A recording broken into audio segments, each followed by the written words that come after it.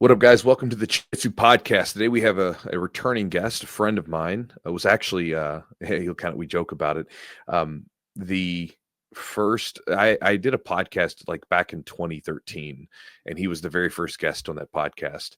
I call it the Matt Win podcast, which Matt Wind, your cardio or something. I thought I was being clever. Most people didn't get it, but I just stopped. There's some reasons why I stopped doing it, but I kind of kicked myself in the head. I'm like, man, I should have been doing that. I would have been like the first main, besides like the Fight Works podcast, it would have been like the first main jiu-jitsu podcast. But anyway, having him back on the podcast, he's an old friend of mine. And again, he's one of the pioneers in the Midwest jiu-jitsu scene, right? He's had his gym open for 25 years now, as I'll talk about.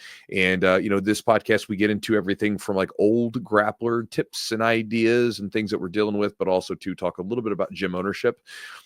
Because again, he's, as he'll talk about, he's kind of restarting his gym and everything else, and a lot of changes. And so again, it's a fun podcast.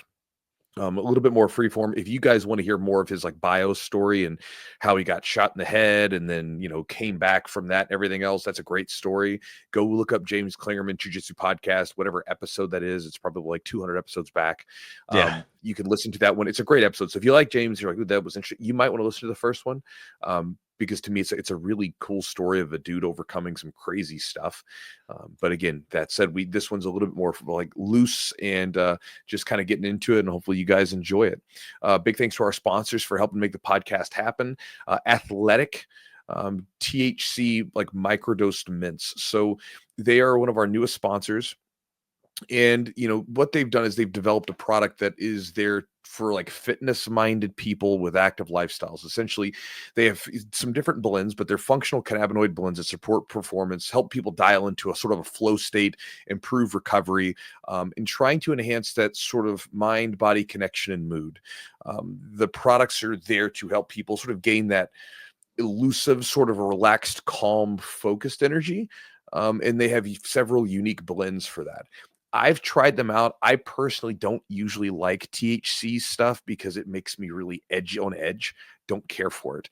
I'm one of those guys where, you know, I remember first time ever doing an edible or a special brand, whatever. I had like crazy panic attack from it. So not really my thing usually.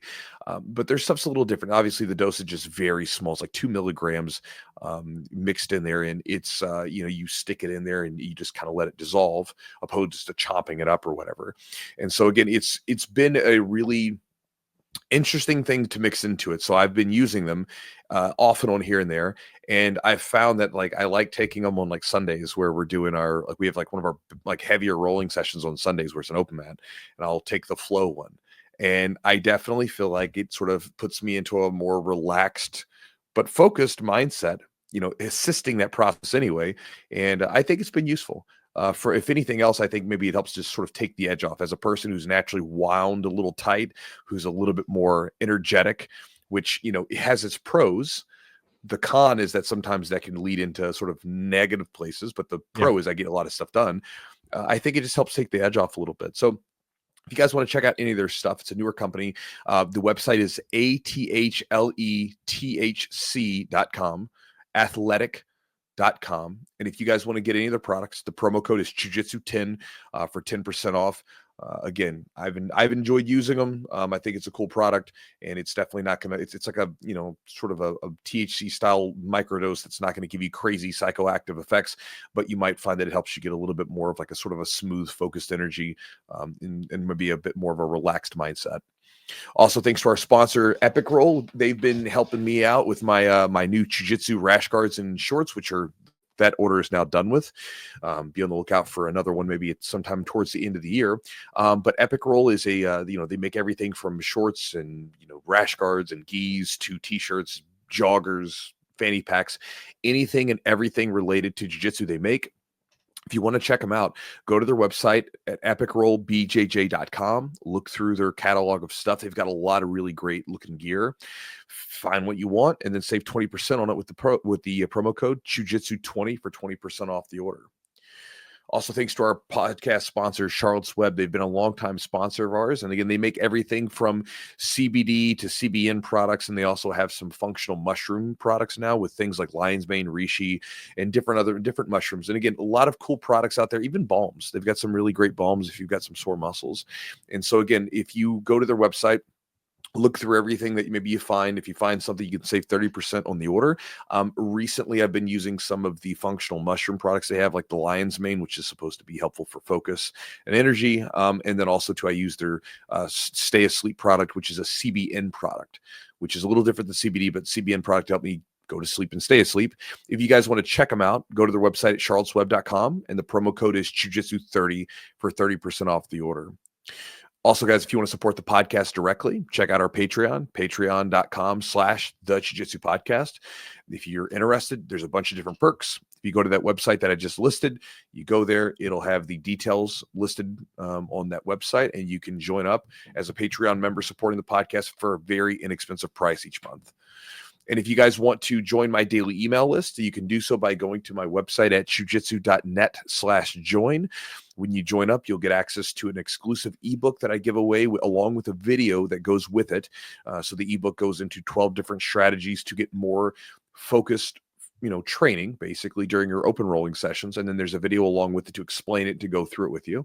And then afterwards, you'll get my daily email, which goes into just anything and everything that I think might be interesting to you, useful to you, or just stuff that I personally find interesting.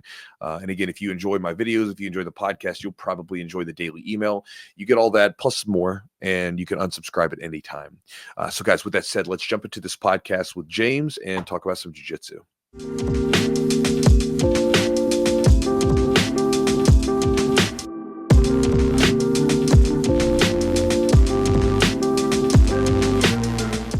I mean, like James, you opened up a gym, a long time ago. It's not like I'm sure you 2000. So I'm sure you look back on it. 25 years. Well, and now you're like, for instance, like, you're in a new spot now and stuff, but you think about that, right? Like, the knowledge that you have now versus say 25 years ago, I bet you look back at now and go, God, what a stupid thing I did. Do you have any fun stories where you really just like botched something with your gym, whether it be the coaching, the actual marketing of it? Because I've got some great ones, so I'm happy to share if you want to, but I'm curious if you got some. Yeah, man, I don't know. I think overall it was just like I just didn't know what I was doing most of the time, right? Like, Sure. I understood jiu-jitsu enough that I could teach jiu-jitsu, and but just dumb stuff. Like, I remember one night I'm rolling. So, until about 2008, I didn't have anybody else in the gym with me. It was me. I was doing all the signups. I was doing everything. And there was one night, like, I'm rolling and my phone rings. And I go, hey, grab that. And I had a student pass me the phone, and I'm like answering the phone, setting an appointment while still rolling. You know what I mean? So like, I'm sure like on one end, it sounds like I'm like huffing and puffing and like moving around, you know what I mean? But I'm still rolling, and I like armbar the guy, and I tap him out, and I get up and I finish the phone call, set an appointment. But it was just like, as funny as that was, and I think everybody thought it was funny, like looking back on that, I'm like, that was so just kind of rude. It was like kind of rude to the guy that I was rolling with, where like, I'm just like, I can take a phone call while I'm smashing your head in, and like, it was done and like, just all in jest and fun and stuff. But yeah, just little things like that, or just, I mean, overall, just like how you answer the phone and like how you talk to people when they come in. It's just like, it's jiu-jitsu, come in, train. Yeah. And man, one of the big things I'd overcome was like, I started the gym when I was a blue belt.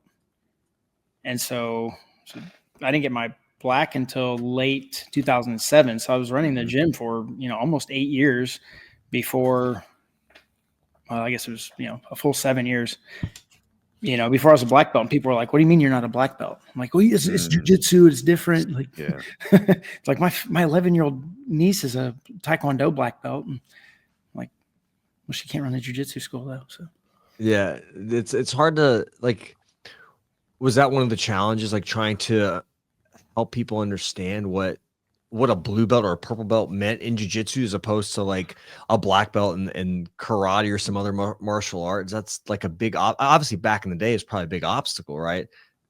Oh yeah, for sure. And like, even if you explain it, like I explain to people, like, time frame wise, a Brazilian Jiu-Jitsu blue belt is about the equivalent of a black belt in a lot of the other striking arts. But just, even if they understand it, even if they get on the mat and they experience it, they're still like in the back of their mind, they're like, well, there's this black belt. There's like 75 black belts at the gym down the road. Yeah. And just trying to, like, I think people nowadays are way more educated on it. But yeah, back then it was just like, no, dude, we're not doing the same thing. This is different. So the belts are different. Yeah. Yeah, it's a different world back then because people just didn't understand it. And like you said, people just sort of look at, I mean, black belt, master, whatever. It doesn't matter, but that's just the way that they look at it because of the way that the sort of American public has been conditioned as far as belts go. But I always, again, kind of going back to like the kids examples, is like, I used to tell people, because they say, well, little Billy down the street has a black belt. I'm like, yeah, but in jiu-jitsu, little Billy can't get a black belt because a 10-year-old's not mastering anything except for maybe like Nintendo, so like it's a different system. Yeah. Well, I don't know. Like that's gotta be just I mean, obviously now I mean, when you did it, obviously it can be done, but now it'd be so much harder. I mean, because there's black belts everywhere, right? I mean, there weren't really any black belts where you were around or nothing close by. Were you like the only one in the area? Pretty much. So my original coach, Greg Eldred, he got his black belt a little bit before I did, but even then he's like an hour north of me. So, and then there was like one other guy, even remotely locally, man, in Indiana, like when I got my black belt, there was like 4 black belts in the state, something like that, So how many jiu-jitsu schools were like maybe where you were, and you can tell people where you're located, how many jiu-jitsu schools were like within maybe an hour? Oh man. So yeah, I'm in Indianapolis, Indiana. So I was the first like full-time jiu-jitsu gym, like where we were teaching, kids and day and evening classes and all that stuff. Like most other jiu-jitsu academies were like, like my first coach, Greg Eldred, he was literally teaching a Gracie affiliation out of a garage, or not a garage, but a basement. It was the basement of a insurance firm, right? And then, later on he opened up a commercial spot. But as far as having a commercial spot, I couldn't even tell you when the next jiu-jitsu place was. Like it was years and years down the line. What made you think you could pull it off? I mean, as a blue belt, even, and like getting a commercial space, an actual gym that ran, that looked like a legitimate space, right? Like, what was in your head? You're like, I'm gonna make this happen. So it really started out of necessity. Like I was teaching out of a Taekwondo gym, just part-time, kind of for fun, a little bit of experience, just a little extra money on the side. I had no real like aspirations of like running a mega gym or anything like that.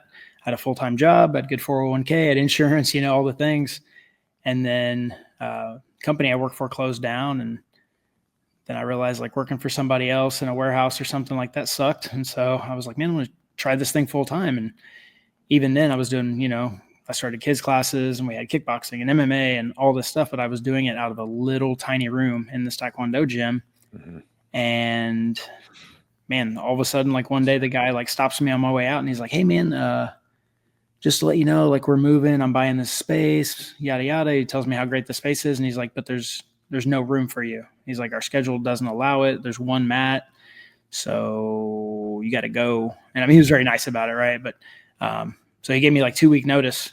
So I literally I was like, I got to do this, and started looking at locations. I think I was talking to like 23 different like realtors or whatever, and just trying to find a spot. And I actually moved all the way from like the east side of Indianapolis down to the south side, which I like the area way better down here. But I did it out of necessity and had a little spot in a strip mall, and yeah. So, we don't have to get into obviously the specifics, but obviously you're starting up, you started up a new gym, kind of a brand new sort of endeavor for you to some degree. What was that like? Because obviously it's been, what was it, like 20 years ish around, and then you're starting up your new gym, and what has that whole situation been like? Because, again, sometimes, we get really comfortable. We get really like, this is my little spot or whatever. And then to have to like, all right, I got to like start something new. There's good and bad parts about it, but what's that been like for you? You mean this current gym now? Yeah, the gym that you're in now, Yeah. because that's the one. Like you opened up your new location when? Man, it's just under 3 years now. So it was It was August of 2022 was our first official class. Cool. Yeah, man, it was. So yeah, we had I'll call it a reset in the gym. I was out for about 4 months, and our student base had dwindled by about 260. I left the gym for a while. I was up teaching I bought a second location. I was up there teaching. We lost about 260 members in a 1.5-year span when that happened. So and then I ended up closing for a little bit. Found a new location. It's beautiful. It's lovely. Way bigger. And yeah, it was rough, man. It was, I was doing all the things, doing all the normal marketing things, and I had kind of stepped back from kind of that marketing role, and, realized that I needed to really get back in there. Yeah. And it was a struggle, because not only was I was trying to run 2 gyms, but now I was running 1 gym while building a second gym. Most of my income was completely gone. I had, a few little couple students hung out with me. I was teaching out of a Taekwondo school, like 2 classes a week. Oh, wow. Again, right? Wow, again. Wow, so, that's weird. It's like going back to 2000 all over again. Yeah. Or right before 99. Yeah. So fortunately, I did have my second gym that I was at full time. But then I was just trying to keep Indiana Brazilian Jiu-Jitsu Academy open. And yeah, man, it was literally just a complete reset. Started from 0. We're at 335 members right now. Nice. So we've done a good job of rebuilding. Did you get a lot of the old members that left? So a lot of them come back? No. Wow. Yeah. So the higher rank guys, yeah, right. Yeah, like sure. Purple belts and above. But yeah, man, there was like a handful of guys that stuck around. I think honestly, what drove off the 260 members just put a bad taste in everybody's mouth, and they just either quit or they went elsewhere. Yeah, man. So, wow. But yeah, like not only building membership, but literally building the gym, right? Like, I mean, there were months and months and months where we didn't have the walls finished back here, and like, the tarp wasn't down and the walls weren't padded, and my gym back there was. It was the construction zone where all the stuff was just stored. So sure. Like you walk in, it looks like a warehouse, and I'm just like, see the vision with me, guys. Like new members coming in, and so man, classes were so small forever. And our kickboxing program it dwindled so bad. And man, like we'd have a kickboxing class with like 4 to 7 people in it maybe. And it got to the point where I was like, all right, I'm done with kickboxing. We're not doing it anymore. I'm not gonna have it here anymore. And we're just gonna do jiu-jitsu from now on. That's it. Yeah. And right around that time, 7 went to 14, went to 28, almost immediately. Yeah. And then our kickboxing classes, if we have 30, it's a small class right now, so like, it's just what do you think made that difference? Was it just sort of like that critical mass point where it gets out and enough people come in, or was there something that you changed up marketing wise or whatever? Yeah, a little bit of all of it, right? Like the more people we have in, bodies equal bodies. So the more people we have in, the more people there are to refer. I think one big change was Coach Daryl Smith. He was helping me coach at the other gym. And I actually sold that gym about 2 Octobers ago. Okay. I sold that gym, and when I sold the gym, he came down. So he's helping with the kickboxing. So now we have 2 kickboxing coaches that are very experienced, and people are just kind of drawn to his style of teaching. And then we've got our other coach, Corey, who due to his schedule, he wasn't able to teach as often. So it was like me filling in, one of my other guys filling in, and instead of having like those guys there that are like, hey, this is your coach. Yeah. It was like, oh, well, James is going to teach tonight, and Shane's going to teach a little bit over here. And I hate kickboxing. So like I kickbox for a long time, right? Like I can teach a kickboxing class. I'm just like, no, I know. I get it. Like I remember teaching some boxing for a little bit at one point, because I boxed for a long time and I liked boxing. But I don't, like, I wouldn't mind teaching occasionally, but I want to teach jiu-jitsu. Yeah, And so, exactly. but there was a period of time where I had to cover a couple classes while we were getting a new coach in. And again, when you don't have that consistency with a coach, I always sort of think of it almost like parents, right? Like if your coach is kind of here and there and everywhere, it's almost like the dad that says, I'll be there for your game, champ, and then never shows up or shows up Yeah. intermittently. Like you never know if they're going to be there. So you never develop that bond with them where, once you find your coach that you like and they're going to be there, like there's a power to that. Yeah, absolutely. But yeah, there was that. And then like marketing wise, one of my brown belts, he's brown belt now, Ryan, like he's been here full time helping me. So he had a full-time job for a long time and was basically just kind of almost working for free, right? Like I'd give him, a little bit of money here, a little bit of money there. But man, he's just been killing it. He does like all of our social media stuff. He handles our website and our marketing, and he keeps track of all the metrics for everything. And he does all of our videos and just all the things. But I was able to bring him on full time. So he actually was able to quit his full-time job that he hated. And he came to me one day and he's like, hey man, if you can give me X amount, I'm quitting that other job that pays me like way more than that. I was like, done. Let's do it right now. He's like, I got a meeting in 30 minutes. Like I'll quit if you tell me. I was like 100%. I was like, do it. So yeah, just having him, he's back there in the room right now. I keep him chained to his desk. So he just keep him locked back there. Yeah. He comes out. I'm like, what are you doing? What type of marketing do you feel like was really helpful? Is it something along with consistency, or is it a certain type of content that you felt like helped you continue to grow your gym? It's just hitting it from all angles, right? Like kind of being omnipresent. And so YouTube has always been fantastic for us, just really learning to optimize our YouTube channel, putting out good content and stuff. And then just like Facebook, but ultimately just keeping track of the ads, keeping track of the metrics, knowing what's working, what's not working, doing a lot of split tests, stuff like that.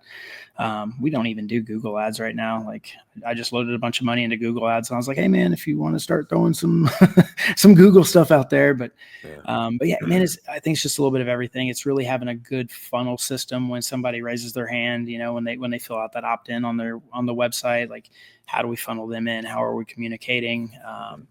We switched to Spark memberships. That they are fantastic. I don't know what kind of CRM you guys use, but man, Spark it's been great. Like we tried a bunch of the others. I won't name them, but they didn't do what they said they could do. And but yeah, so like somebody can fill out. They can come in. They can, without ever even talking to us, they can schedule their appointments and show up or reschedule.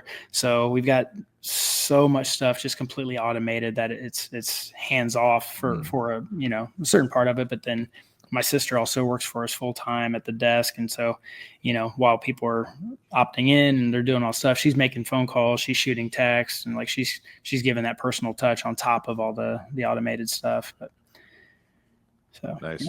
Now, how do you balance, this is always an interesting question that might be useful for gym owners. How do you balance being the gym owner? Because most people probably, like, if they don't know well enough, they look at like a gym owner like, oh man, must be easy to train. All he does is sit around in the gym and teach classes or whatever. Like, like not exactly, man. But how do you balance, being a gym owner, helping run the business, and still getting on the mat and getting your training in? And obviously you have to be intentional with it because you're getting older. But how do you balance that stuff? Yeah, I haven't trained since 2007. So just not don't true. know. I've trained with you a couple times. So there's a few training sessions in there that I know for a fact you trained. Yeah. No, honestly, like it's just, I'll be 46 here in a couple months. And so, I've got nagging things and weird, like I woke up the other day and my elbow doesn't work. No injury, it just quit working. It's not a real elbow anymore. And then today was the other one. Like, so I don't know, but yeah, so I teach 5 days a week. So Sundays are my competition training days. I come in, I hit that super hard. And then generally I pick 2 other days where I get rounds in, like good hard rounds. Right. Yeah. So I'm just typically 3 days a week I'm training unless I have an injury. Like this week, I literally sat down Monday. I came in, I was like, no rolling. I'm not allowed to roll. I can do some flow rounds. I can do some technique, some technical drills, but I'm not rolling this week. Last night I'm teaching and I'm like, I'm feeling good. Look, my elbow almost goes straight. Cool. Yeah, I'll roll around. I'll grab a small person and I'll roll. And then I started to roll and I went, I know when I grab the small person, I get one round in, the big 270-pound purple belt's going to want to roll. And then when I roll with that guy, the big 220-pound collegiate, Division I All-American is going to want to roll. And so I was like, you know what? I'm out for the week. No rolling. That's it. And then I realized this Sunday's Easter, so we're just not going to do comp training. It gives me a full week off. I'll hit it hard again on Monday. And so it's just, I don't know. I kind of listen to my body a lot more being late 40s than I did when I was, early to late 20s. Yeah. That's something that, for me, even I'm coming to, having to come with, because I remember like when I was young, I used to hear all the old guys kind of talk about, oh man, when you get older, you feel your body. And, I remember like, oh yeah, you guys, sure. But me, I'm different. I'm going to take care of my body. I'll stay healthy. I'm going to eat right. I'll do the things. Yeah. That's it. In the reality was like, I was an 18, 20-year-old, 22-year-old male with a not fully formed prefrontal cortex, which essentially makes us functionally stupid. So I thought this, and then I remember like 30, 35, and now 40, each little interval somewhere around thereabouts. It's like all of a sudden it's like I'm a car, and it's like there's a door rattling now, the check engine lights popping on, like you hear some wobble, just stuff starts happening. Yeah. And so, you're forced to adjust your training, like it was like, I remember at 35 was when I started having to really be mindful about my two-a-days. I simply couldn't do two-a-days all the time. And then it was like, because I was like, man, this is getting real. Around 38 was like, okay, no more like two-a-days and lifting, basically kind of having to shave it off. And now it's down to like what you're talking about, where 3 hard rolling sessions in a week. I can lift about 3 days a week, and then I can squeeze in some drilling or cardio if I want to. And, it's still relatively high volume for some, but for what it used to be was much less. So what kind of ideas do you have for becoming an older grappler? Like, what are some ideas? Let's word it like this rather. If you could go back to James, say, let's say 10 years ago, or maybe longer, whatever, and you could give them a piece of advice that you think might be useful to them as they get older, what would that piece of advice be? Man, stretch and lift more. I've never been on a consistent lifting routine. I don't. And Eugene's going to be like, oh, I can change you. I can make you better. But no, man, I don't put on muscle. I don't get stronger. Like so it's discouraging to constantly lift and work out. And I've had personal trainers. I've worked out with like power lifters and fitness people and all the. Have you taken Mexican supplements? I have not. Well, that's the secret. Yeah, I know. I'm just kidding.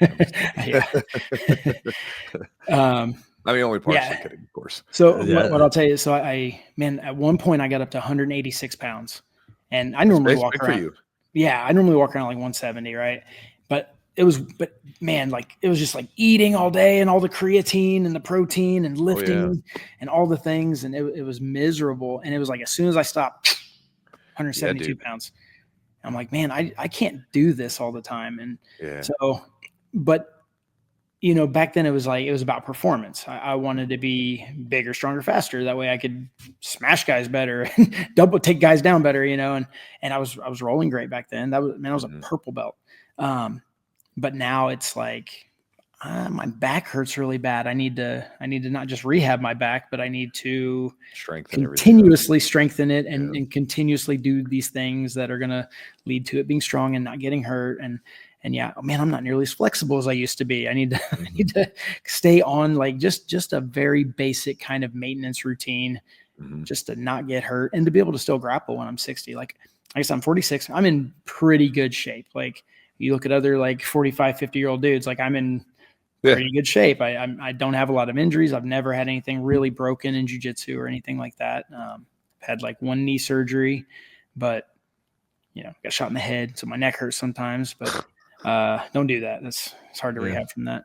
But yeah, I just think like, okay, like now I've always had a pretty clean diet, but now if I start putting a lot of effort into like my physical well-being and my physical fitness levels, I guess, just to maintain when I'm 60, That's right. Yeah, the gaining weight thing is something I never appreciated because like when I was younger, I could always slap on weight because I would just eat whatever.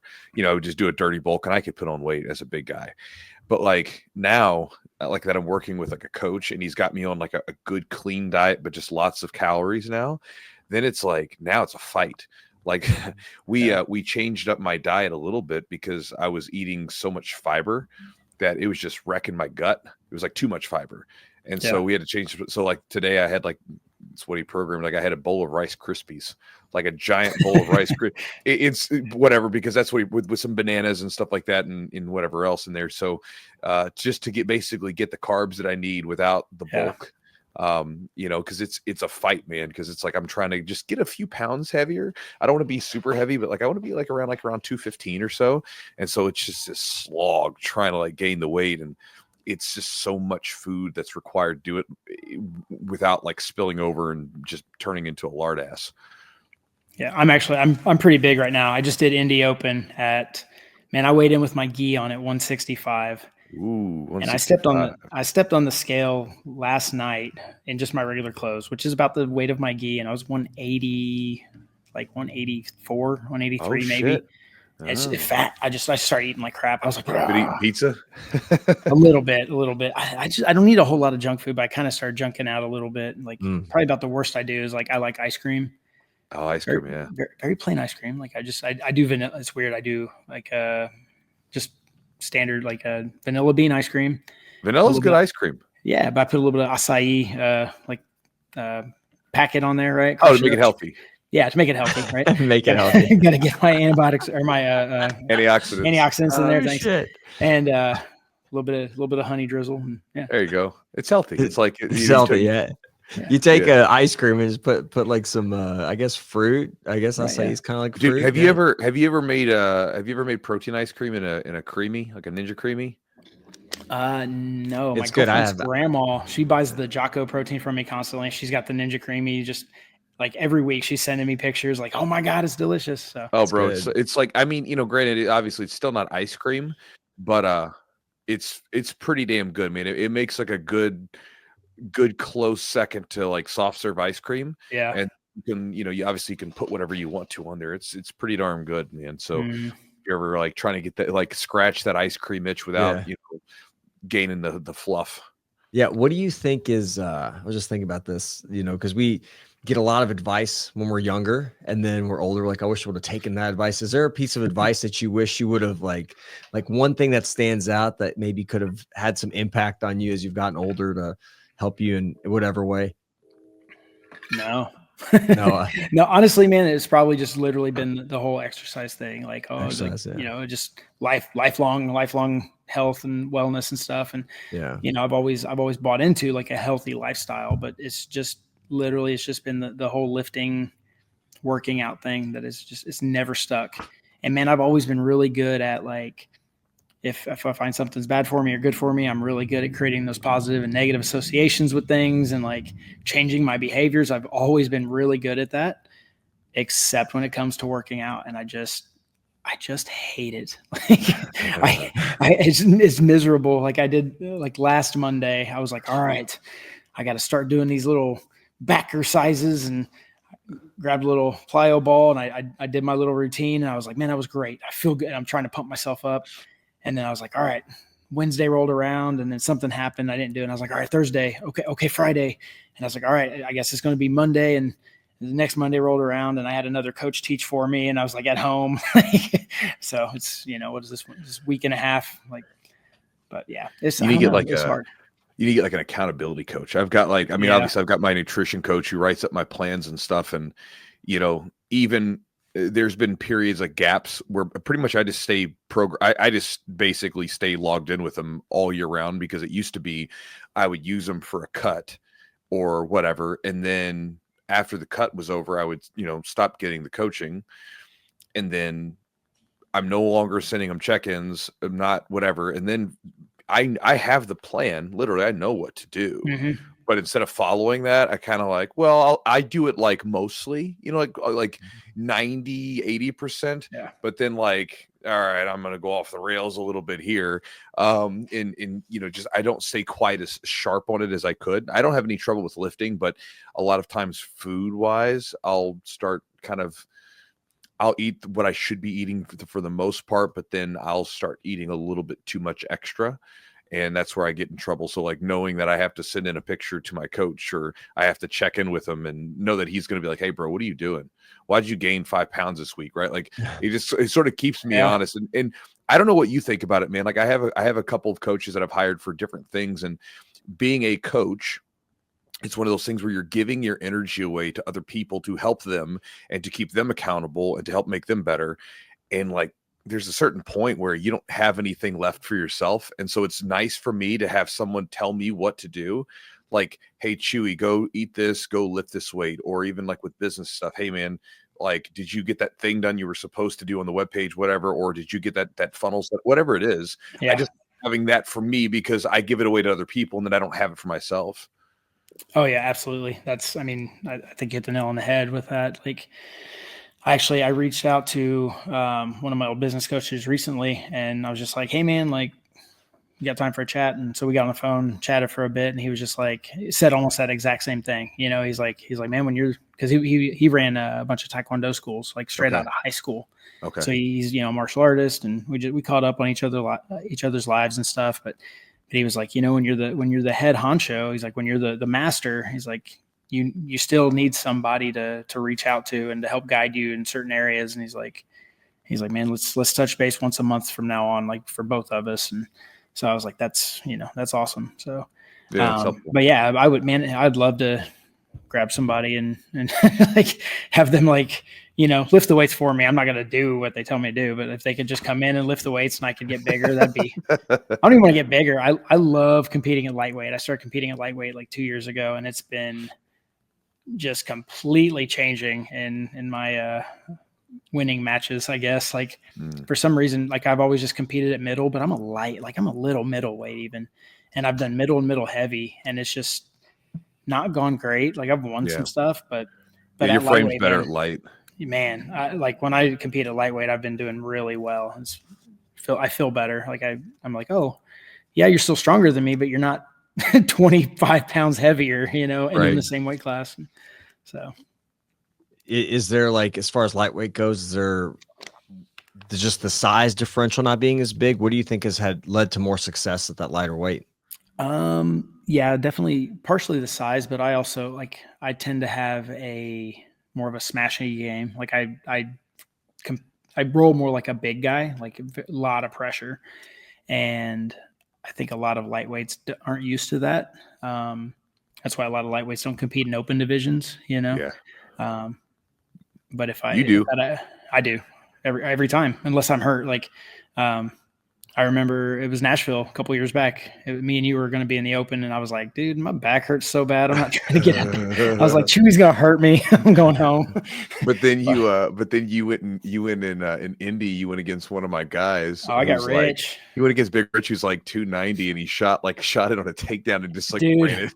I actually, a couple of my guys had that up the other day, and we were watching it, and I was like, dude, this is the best double leg I've ever shot in my life. Yeah, he was 121 pounds heavier. Yeah. Dude, I got in on it, and I was like, I remember just going, oh my God, what am I doing? Why did my body do that? I mean, the arm bar was beautiful later on, but the double leg was kind of like bad technical choice on that body size. Yeah, it wasn't even a thought. You know what I mean? My body just did it, and I was like, gosh, dang. But yeah, no, I like doing open divisions. I like fighting big guys. I've got a really good record with super heavies and ultra heavies. Like, I think just stylistically, like I play a similar game, but I'm also small enough that I'm way faster and I can move a lot more and I can get out from underneath them. And so, yeah, I remember when I first saw you or saw about you was my original coach, Mike, had this magazine that was recapping tournaments, I guess, that had gone on, and I guess they had recapped some tournament that had happened in Indiana or something. Yeah, and I know exactly which one you're talking about. And you guys were on the you had like a big picture spread of you guys grappling. Yeah. And I remember I was like, "Who's that guy?" And he was like, "Oh man, that's James. He's up in Indy, and like he was like, we had this really tough match, whatever." And again, Mike at the time was about 220, 230. Yeah. So again, like much bigger, and you guys went down. It was a really was a tough match. So. Oh yeah, I think he got me on a guard pass. That's it, right? But it was but he said it was like a tough guard pass, and it was like, it was a long match. It wasn't just some like, oh, I breezed through this little dude. It was like, it was a match. It was a scrap. Yeah. Oh yeah, that was a rough one. I remember he almost Kimura'd me.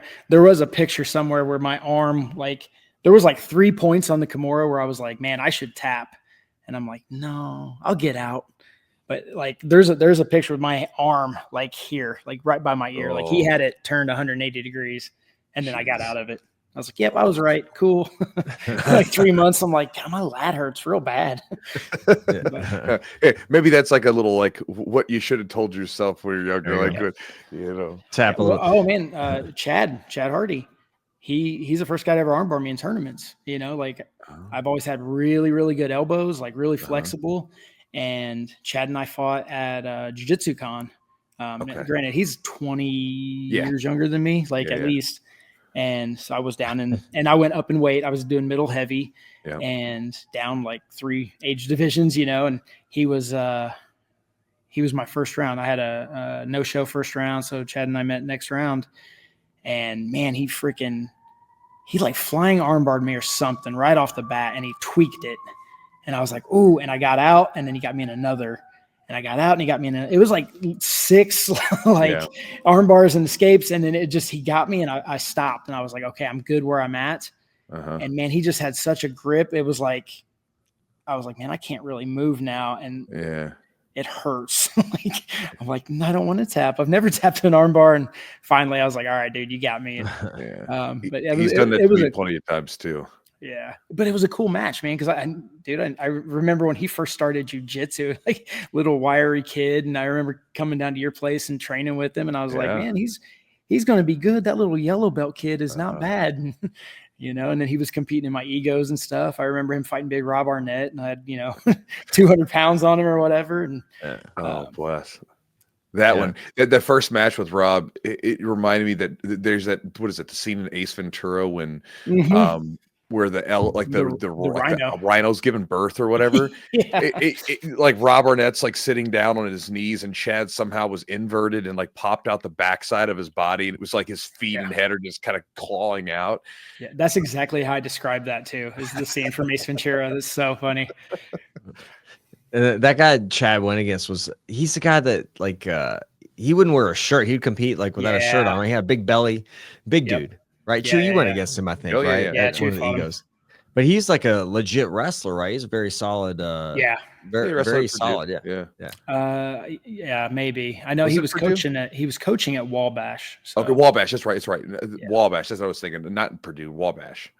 That's right. No, I wouldn't say he was like in the best shape. Like he didn't look like he was in the best shape. But man, if you're a wrestler and you know how to use your weight, even you got a little belly on you, man, you can.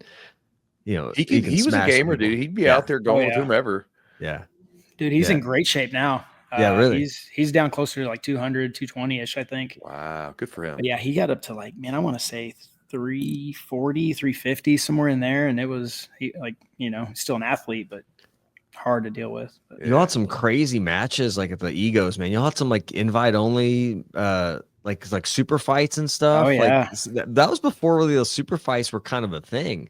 I mean, you had like I think one of them, Wilson Hayes was in one. I think. Yeah, man, Wilson Hayes and Ryan. And he was Hall in the UFC final at the time. They were like, I think he was still in the UFC when he was. No, because that was 2007. He hadn't fought in the UFC yet.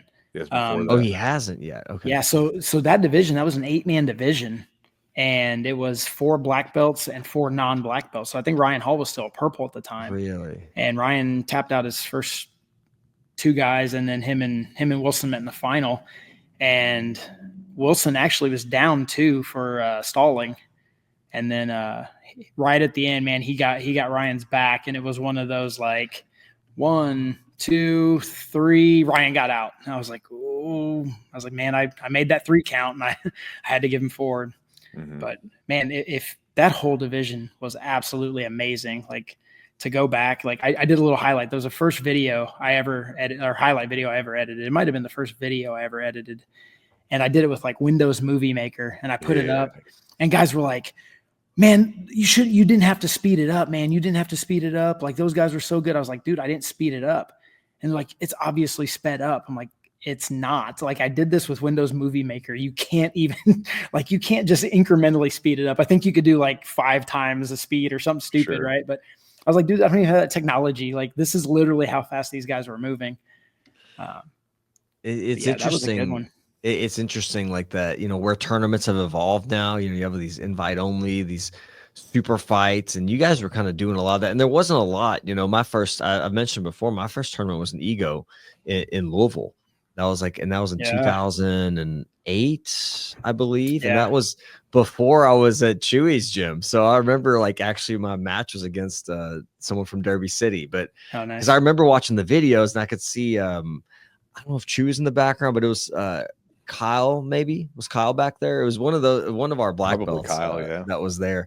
So it was interesting. I mean, but it was like there wasn't a lot around back in the day. I mean, IBJJF was more on the West Coast. They really weren't doing a lot of stuff. Well, and IBJJF didn't have very many tournaments, right? Yeah, and it was if like they had one was New York, right? It was like New York was like a big one I think they had, but it wasn't anything around Indiana. Yeah, we were doing up to 6 Egos a year. So we did like 2 in Indy, we did Louisville.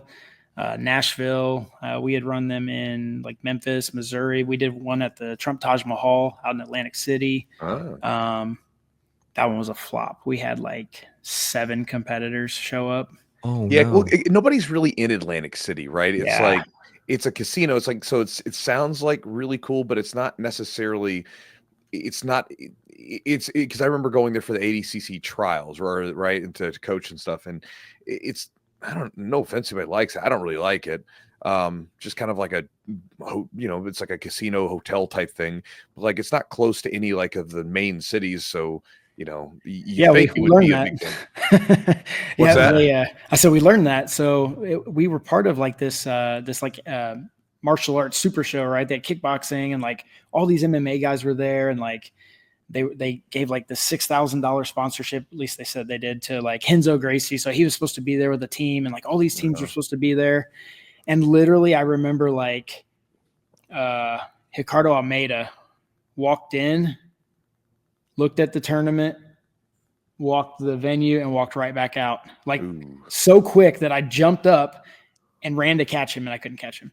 Wow. And that was like the appearance, right? Like, and not nothing on him. I'm sure he was like, oh, nobody's here. Yeah. And went on, you know, but yeah. And then the couple guys showed up, and they were looking, and turns out they were like Henzo black belts, and they're like, oh yeah. Nobody comes to Atlantic City. Like nobody competes here. Nobody travels this far. Like we just kind of came to see what was up, and, you know, maybe next time. And it's like, ain't gonna be no next time. Yeah. Right. But yeah, man, like Ego was great. It was, we started doing the super Ego, and then we changed all of our rules to it was no time limit, but you fought till sub or 15 points. So first to 15 points wins. And that was just a great rule set. Match times were super fast. I mean, like I think our longest average match time for a tournament under that rule set was 6.5 minutes. Because nobody was stalling. You know what I mean? It was like you only stalled if you were tired. Like, right. Like, all right, give me like 30 seconds, and then I'm gonna just go. And so, and then we got battle axes, and early on we had the maces and like maces. I remember Mike competing one time, and like he competed, and there was like a mace, and you know, the battle axe and everything else. James, what was maybe through your time as a business owner, 25 years now of owning a business or running businesses, what's maybe like is that one of the biggest mistakes, or what was one of the biggest maybe mistakes you made that you learned from? You mean the Ego in Atlantic City? Well, just in general, like was there like maybe a business mistake? Like, man, I wish I would never have done that, or just something that maybe you learned from as far as a business owner and running a gym? Yeah, it's kind of hard to say. Like, yeah, we've made mistakes, but also like as long as you learn from them. Sure. So I talked a lot about like having a second gym, right? So At one point, one of my students and I went in on a gym. We opened a second location of Indiana Brazilian Jiu-Jitsu Academy. And, you know, I had a couple coaches down there. I wasn't down there very often, and didn't go to the other academy often. And I'd show up and like, it was always like just kind of micromanaging stuff, right? I'd show up and be like, hey guys, the showers aren't being cleaned well enough. Like just little stuff like that. Like, hey guys, how's the curriculum going? Like all this stuff, you know, we handled all the emails and the marketing and stuff like that. But what we found is there was like down there, it was an attitude of like us versus them. And I'm like, no, like we're the same, not even the same team. We're the same gym. Like we're just in two different locations. Like, so it was me not being there enough, I think. Right. Yeah. We ran that gym for like 4 or 5 years. I think it was right at 4 years. And then the head coach down there was like, he's like, man, I want to start my own gym like 2 hours north of here. So we lost him. And then it was just trying to find the right people to run the gym, you know? And we ended up closing it and just kind of moved everybody from that gym to our Greenwood facility. And then right after that, we actually expanded, moved the gym, made it a lot bigger. And then with the other gym that was in a little bit north, I bought it from my first black belt, Matt Strata. So it was Endurance BJJ. Mm-hmm. And he started it. He ran it for 4 years. Personal life took him to Maryland. And I was like, man, I do not want another gym. I don't want it at all. Like I didn't enjoy it the first time. And then one of my guys, Coach Daryl, came and he was like, hey man, I think I want to start my own gym. I was like, crap. Like this is like timing wise is perfect. So like, do I just lose Daryl and have him starting his own gym, or do I start this gym and just hire him? So I came to him. I was like, hey man, like, how would you feel about being the head coach at Endurance? Like, this is what's happening. And at first he told me no. And I was like, oh, okay. And then he called me right back. He's like, no, absolutely, man. So put him in there. It was great. Everything was going well. But with most people, Daryl's a great coach, but he wouldn't run the business, right? He wasn't signing anybody up. He wasn't doing any kind of administrative anythings. He wasn't selling people stuff out of the pro shop. Somebody needed, you know, something. He'd be like, yeah, call James. Right. And I guess part of that's on me for not training him properly, but still it's like, it's hard to like run stuff. So I ended up going up there, started out as 2 days a week, and then ended up his job took him away. So I was up there 4 nights a week. And that's when I had the kind of the collapse of this gym, you know? Yeah. And so about 1.5 years, I was up there all the time until the reset happened. And Daryl actually came back. He was able to come back. So he ran it for a while.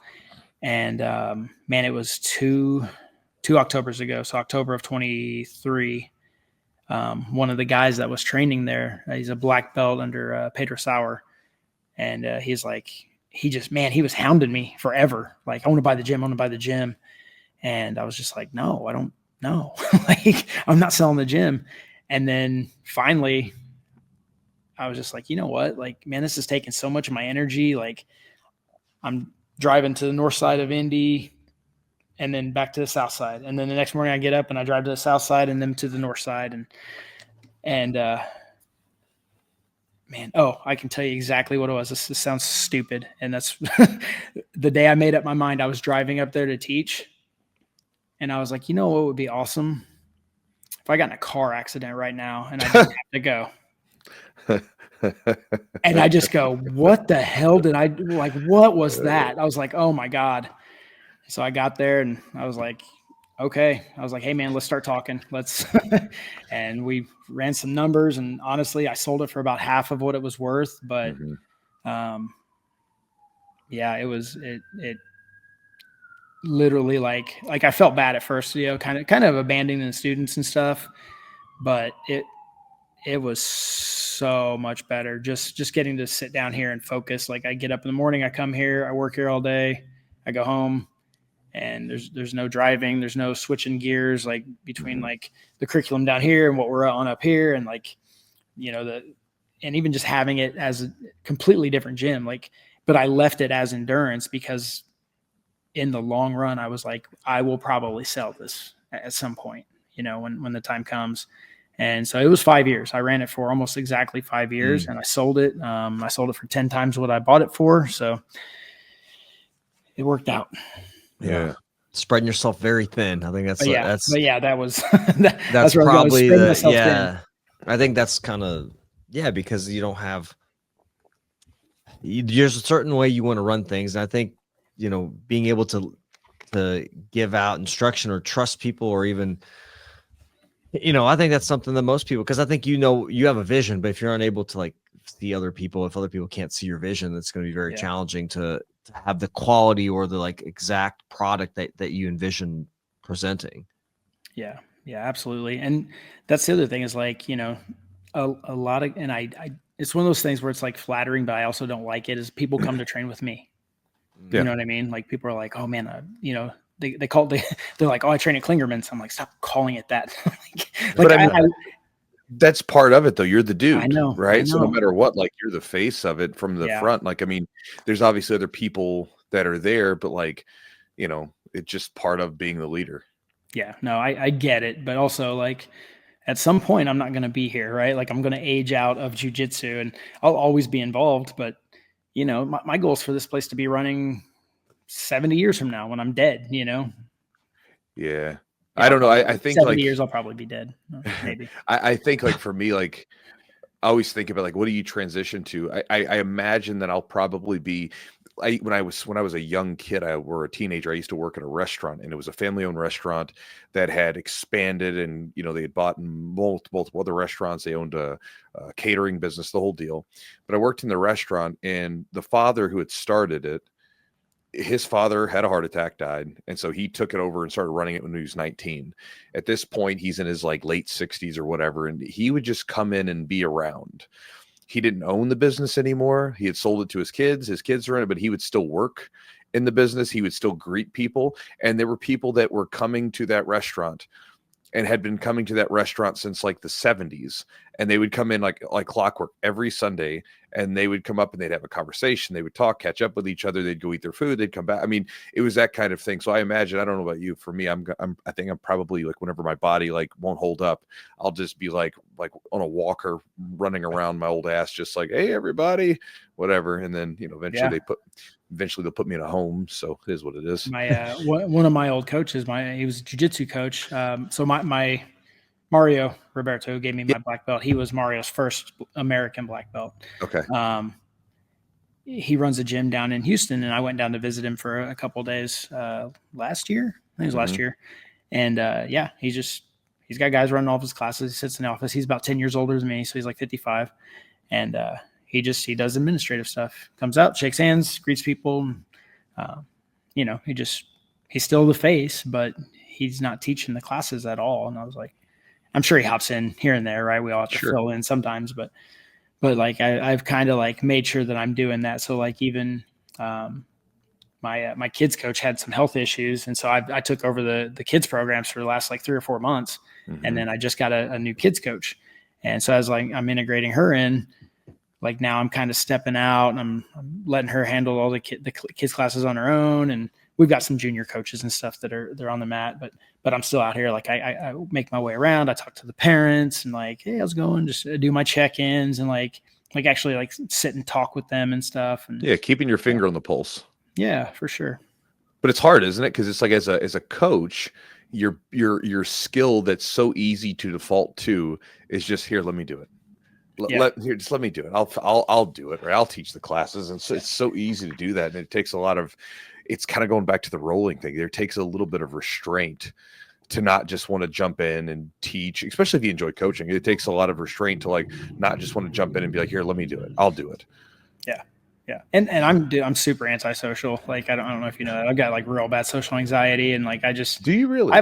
Dude, it's bad. Like it's paralyzing anxiety. It's crazy. I've definitely learned to manage it better, like as I've gotten older. And once I realized that it was a thing, like it used to be just like, like somebody talked to you and you just freeze, like literally frozen stiff.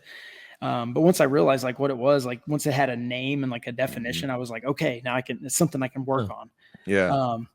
But so like just talking to people is crazy. Like I hate this right now. I don't know why you wanted me on this thing. It's stupid, just sitting there talking. No, I'm just kidding. You're doing great, James. Keep it up. Thank you so much. Positive reinforcement, Yeah. Just keep telling me I'm doing good, guys. Is there, how did you overcome that social anxiety? Is it just kind of, once you had an understanding and kind of a definition, or like, this is what's going on, like, how did you go about like improving upon it and becoming someone that's, hey, I'm a face of this gym, people come train with me? What were some things that you did? Like, what were some tools you used? So initially, right, like I said, I didn't know what it was. And like, I've always been interested in martial arts, even when I was a little tiny kid, but I never got into them because of it. Right. It was just like, I didn't like being in groups. I didn't like going to school. Like even like in kindergarten, like first couple of days, I just sat there like, a teacher would talk to me and I'm like, oh, just literally nothing. I wouldn't even talk. But I was always like that, like trying to talk to girls, like, nope, I'll just be quiet. Like it's so stupid. But yeah, it's like once I learned like, oh, this isn't normal. This isn't something like, you just kind of like try to put yourself out there. And honestly, a lot of it was just desire, right? So my dad, at least at some point, dragged me to a karate school. It was like, well, he dragged me into his bedroom and he opened the yellow pages and he goes, "You are doing martial arts. You're going to pick the school." And so I just looked through the yellow pages and I was like, yeah, I don't know, the one closest to the house, right? Like make it the least amount of effort on your part.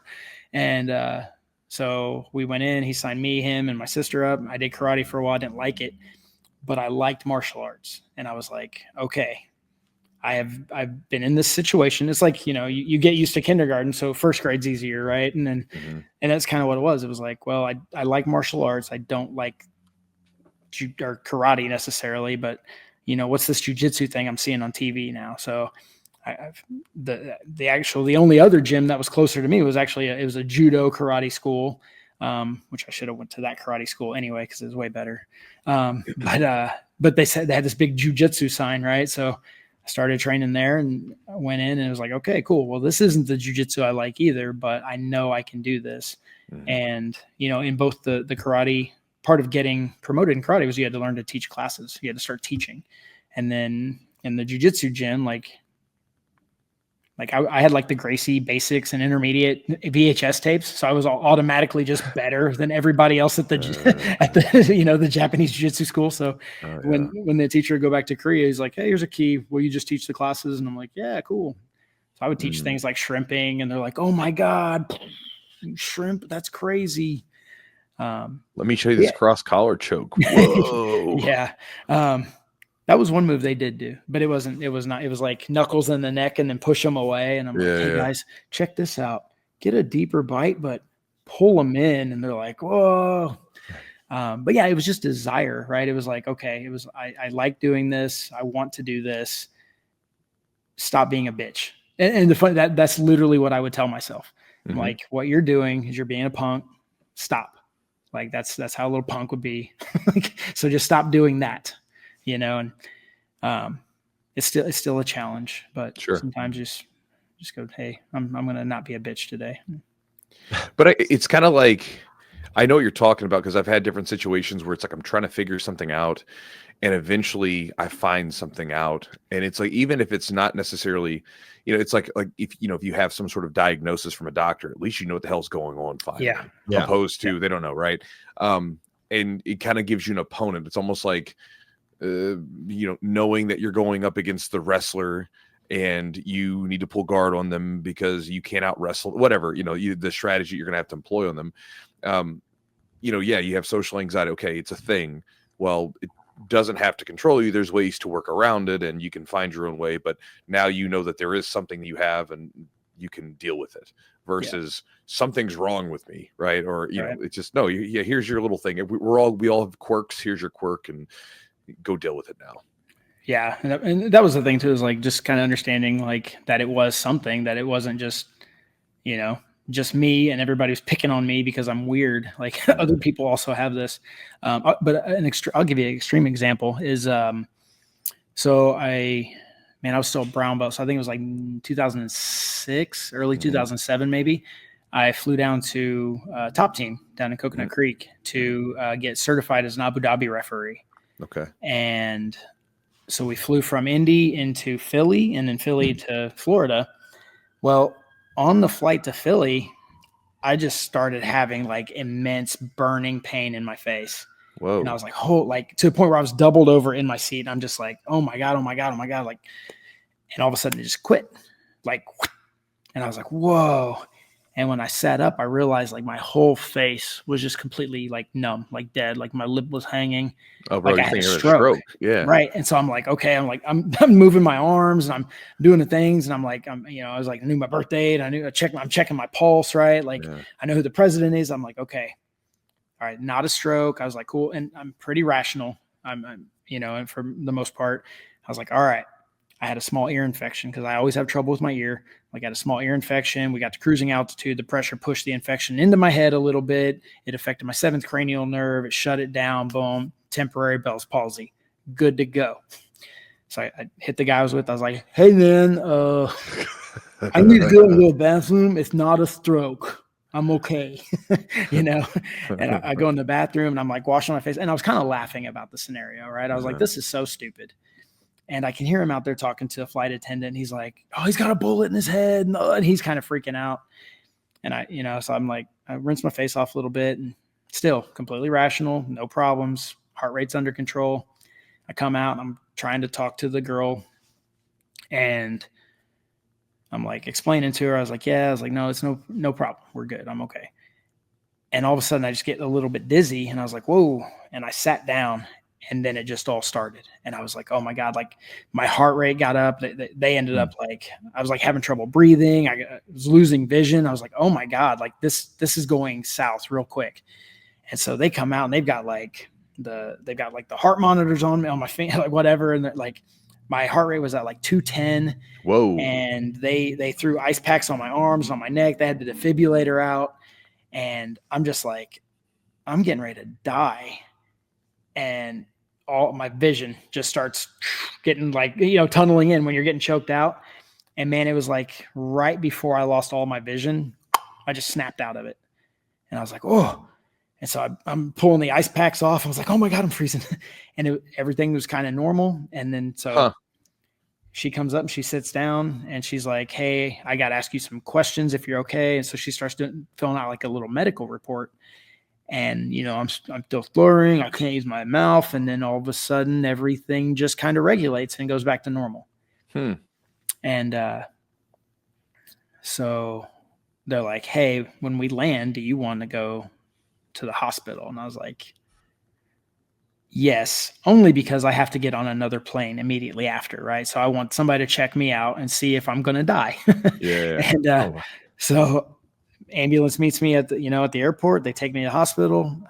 Doctor at the hospital does not give a crap. And he's like, it's probably your sinuses. And I'm like, dude, I have a bullet lodged in my head. It's like right next to my sinus. And he's like, yeah, it's your sinuses. And I'm like, but my face shut down. Yeah. I had an ear infection. He's like, there's no ear infection. I'm like, well, there was. So, and I'm trying to tell him, I was like, look, dude, I know I'm not a doctor, but this is what it feels like. And the fact that you're telling me I no longer have an ear infection tells me that like it did what I think it did. And he's like, just go get some nose spray and you'll be fine. And I was like, this doesn't sound right. So I end up walking like 3 miles in the snow and remember I'm dressed for Florida because they don't have a pharmacy at the hospital there. So I walk, I get the spray and I'm like, this is stupid. So I call my doctor back in Indy, the one that did all my surgery and stuff. And he's like, yeah, maybe. Yeah, it could be your sinuses. I don't know. I'm like, oh, thanks. He's like, yeah, try it. He's like, I don't think you're going to die. I'm like, okay, cool. Thanks. And so we do that, go get on a taxi, go to the airport, make it in time for my next flight. And we take off and I'm just like doing the nose spray and stuff. And I was okay. At some point, like cruising altitude, my tongue went numb. I started getting like my face started sagging. And that happened for years. Well, I take it back. I didn't fly for like 7 years after that. And then it was actually, I was cornering Sean McCorkle in one of the UFCs. I had to fly out to Seattle. And same thing. Like my tongue would go numb, like cruising altitude, my face would go numb. I'd do the nose spray, it would regulate. And so I was like, okay, I feel like I can fly again. And it did it on flight after flight after flight for probably a year or two. And then I don't have that issue anymore. I still carry nose spray just in case, but yeah, it's literally, and I think I'm on point with it. It's the sinuses affecting the nerve, right? Like, sure. But yeah, so what had started happening after that, the reason I got to that long drawn out story where I felt like I was dying, is I started having these insane anxiety attacks. It like unlocked the door. Yeah. Yeah. But it was like out of nowhere. Like I would be like walking in my yard and I just couldn't breathe, my heart rate. And I was like, what is going on? So like they were still like, man, I think you might have had like a mini stroke or two and this and that. And I can't get MRIs because I have a bullet in my head. And like, so like any kind of medical procedure just is just stupid.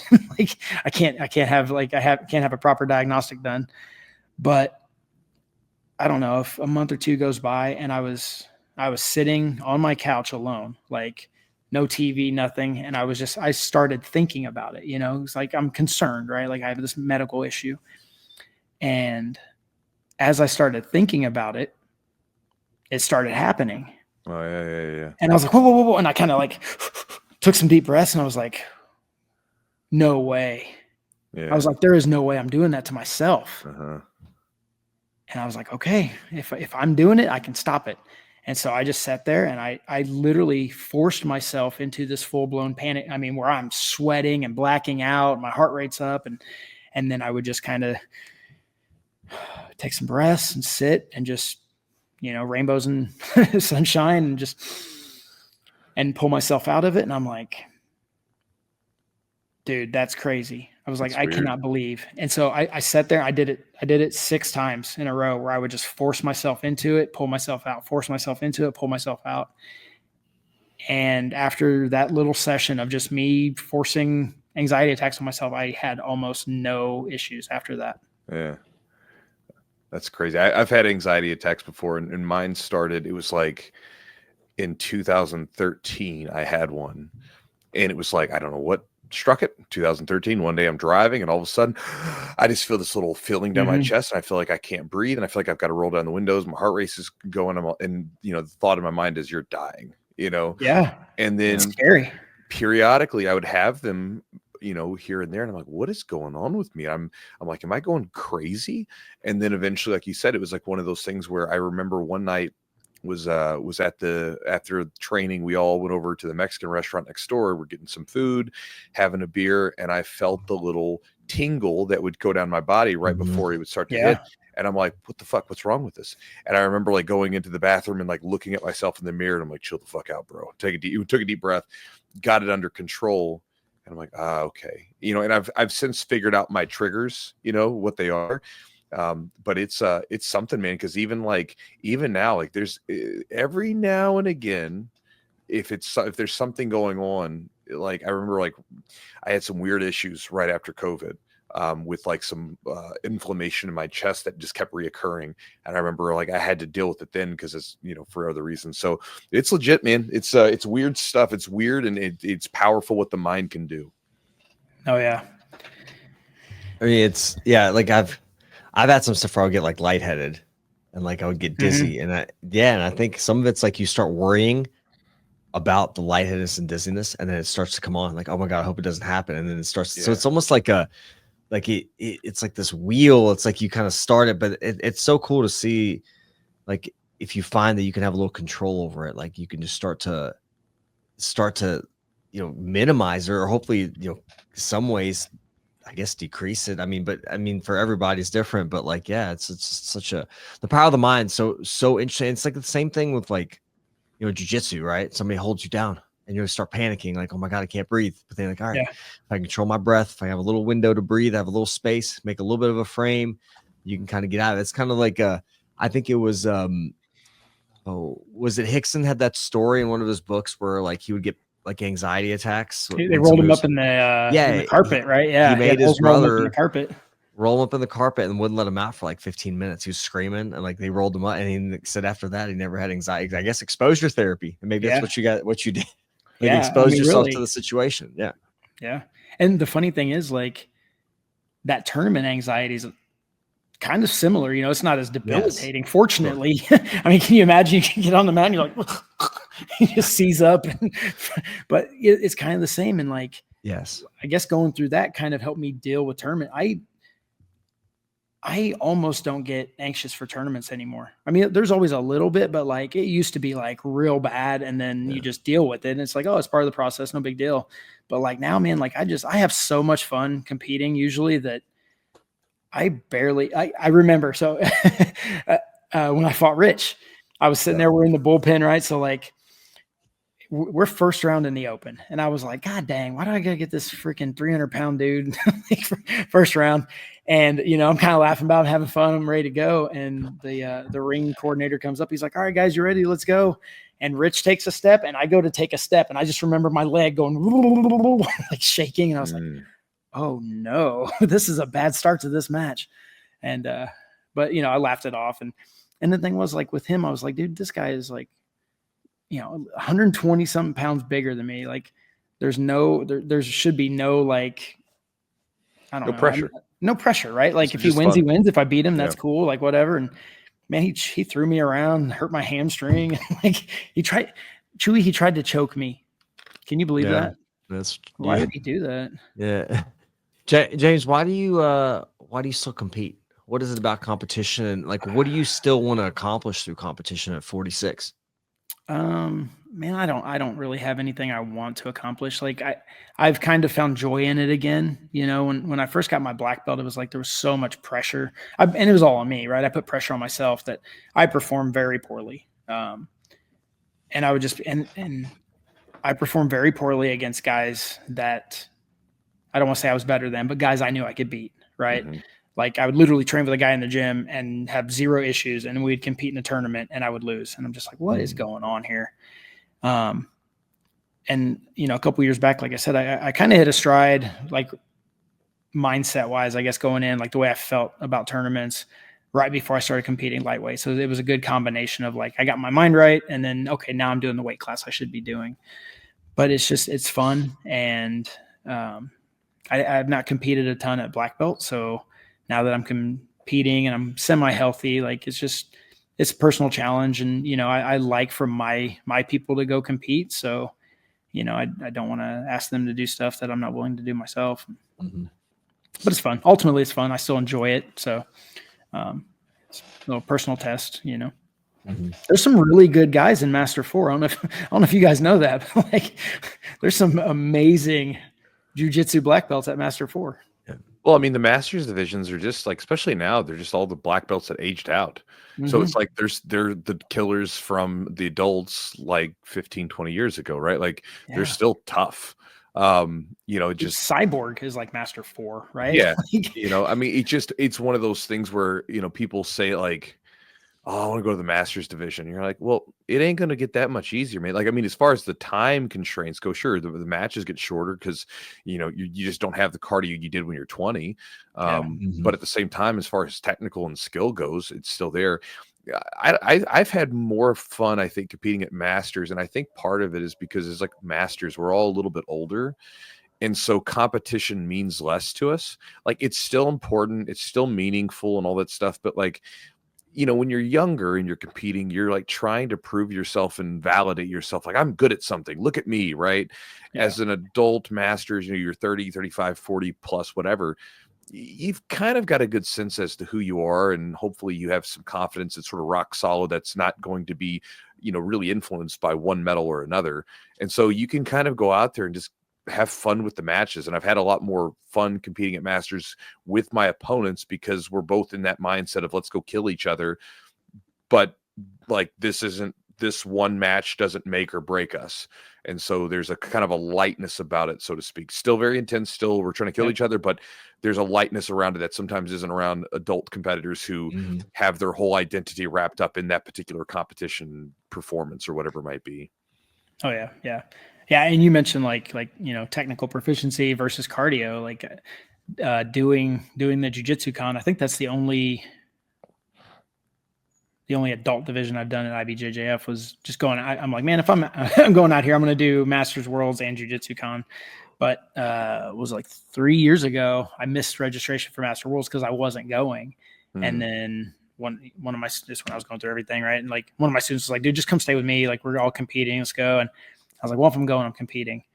And it was like I got out there, and first round in the gi, I'm like doing good. I was like, man, I feel good. I feel great with this guy. Like he was described to me as a 22-year-old Brazilian super stud.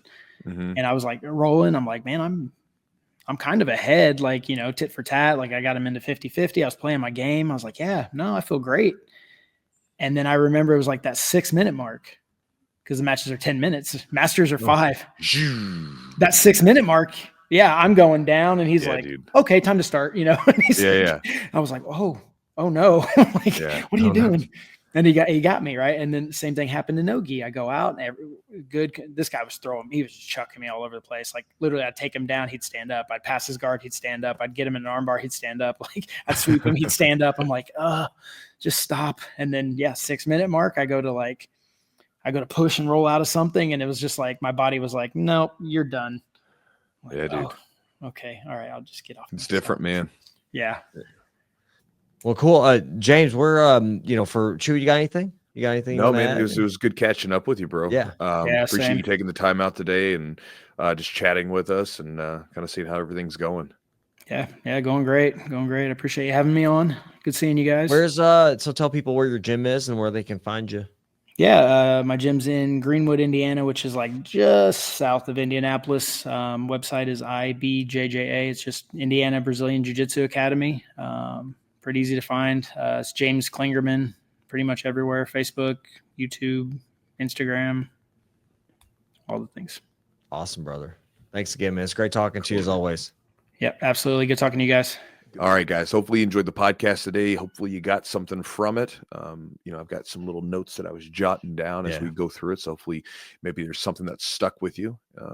So again, thank you again for being here. Big thanks to our sponsors for helping make the podcast happen. Athletic is one of our newer sponsors. Their website is athlethc.com. The promo code is Chewjitsu10 for 10% off the order. And again, this is a company that produces products that are designed for fitness-minded people and active lifestyle. So this isn't like a THC product to go, crash and binge on the couch, right? It's functional cannabinoid blends to support performance, help you dial into a flow state in recovery and boost recovery. And again, to enhance that sort of mind-body connection, just overall sense of having a better mood. Again, there's some cool effects from it. I've used them. I like the product. I use them during some of my rolling sessions, or sometimes in the evening when I want to wind down a little bit. It tends to help for that. Again, if you want to check out any of their products, they have several different blends that can be used for different effects like recovery or sort of getting into a flow state. You can check them out at athletic.com. And again, the promo code is Chewjitsu10 for 10% off.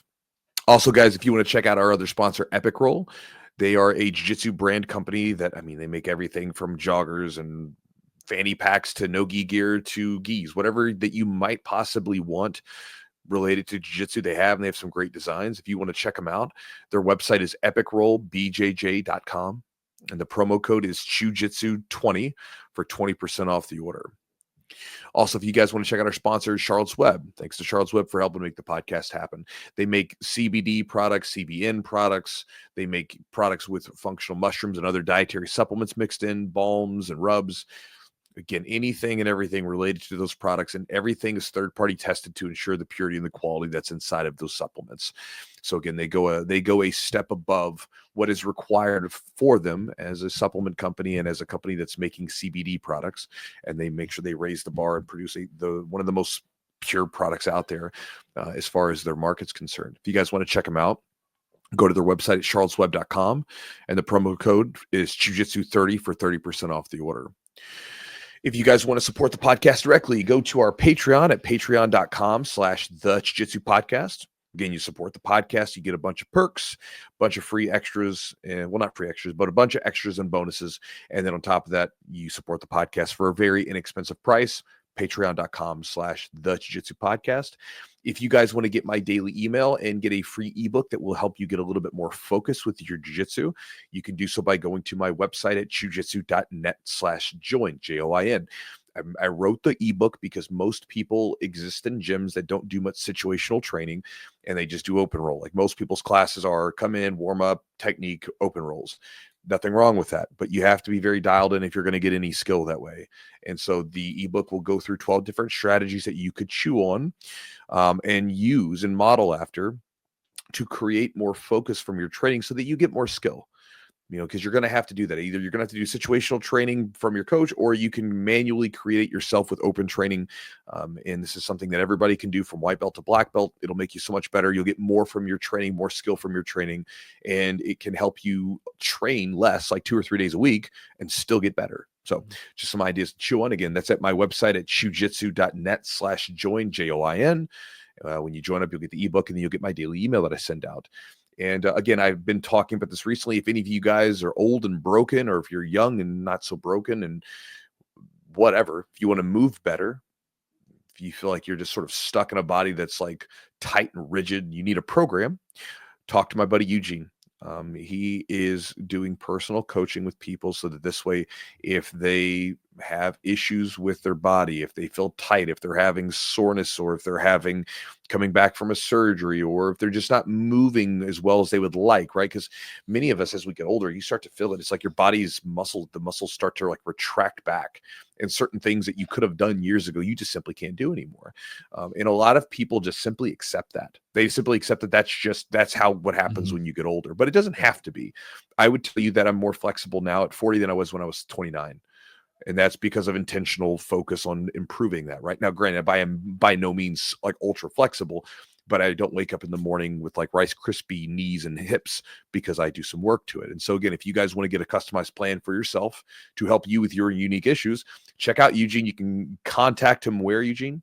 So I can get on my website, jujitsutherapist@gmail.com. There's a contact link on there, or even send me a message on Instagram or social media.